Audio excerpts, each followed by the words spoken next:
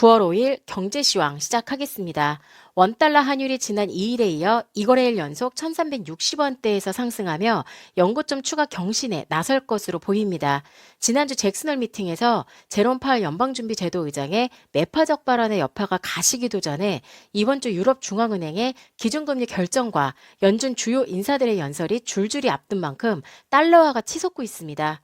글로벌 달러 인덱스는 109선 후반으로 치솟으며 2002년 1월 이후 최고치를 나타내고 있습니다.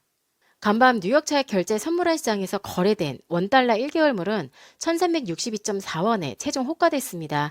최근 1개월물 스와프 포인트를 고려하면 이날 환율은 전거래일 종가보다 0.4원 오른 1362.4원께 개장할 것으로 예상이 됩니다. 환율이 이날 1360원대에서 추가 상승한다면 2009년 4월 1일 1379.5원 이후 최고치이며 지난 2일에 이어 이거래일 연속 연고점을 새로 쓰는 것입니다. 달러와 가치가 치솟는 것은 전 세계 중앙은행의 통화 긴축 기조가 이어지는 가운데서 안전자산 선호로 시장 심리가 쏠리고 있기 때문입니다.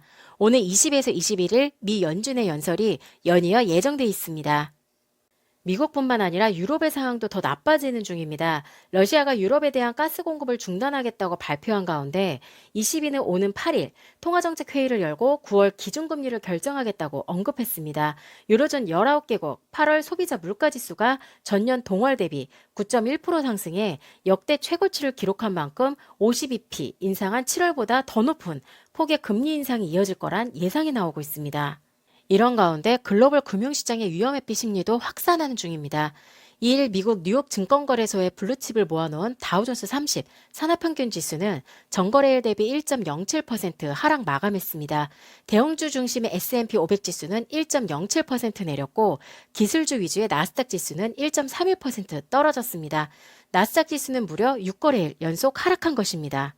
우리 증시 상황도 나쁩니다. 지난 2일 외국인 투자자의 순매도 흐름이 이어지면서 코스피는 0.26%, 코스닥은 0.31% 하락했습니다. 대내적인 원화 약세 압력이 이어지자 이날 초호경 경제부총리 겸 기획재정부 장관, 한국은행 총재, 금융위원장, 경제수석, 금융감독원장이 한 달여 만에 모여 구두 개입을 간접적으로 예고하고 나섰지만 환율 급등을 막을 수 있을지는 두고 봐야 할 것 같습니다. 재정, 통화, 금융당국 수장들이 한자리에 모이는 것은 지난 7월 28일 이후 한 달여 만입니다. 추 부총리는 달러화가 20년 만에 최고치까지 상승하는 등 영향으로 주요국 통화 모두 달러화 대비 큰 폭의 약세를 보이고 있다면서 시장 교란 행위에 대해서는 적기에 엄정히 대응해 나가겠다고 강조했습니다. 수급 측면에선 추석 연휴를 앞둔 수출업체 내고 물량은 상승 속도를 일부 조절할 수 있지만 외환시장 쏠림을 진정시키기에는 역부족일 수 있습니다. 또한 역외달러 매수 흐름인 롱플레이를 중심으로 한 환율 추가 상승 베팅에 힘입어 이날 환율은 1360원 중반 중심으로 등락할 전망입니다. 이 시각 시황 마치겠습니다. 코인하는 나나였습니다.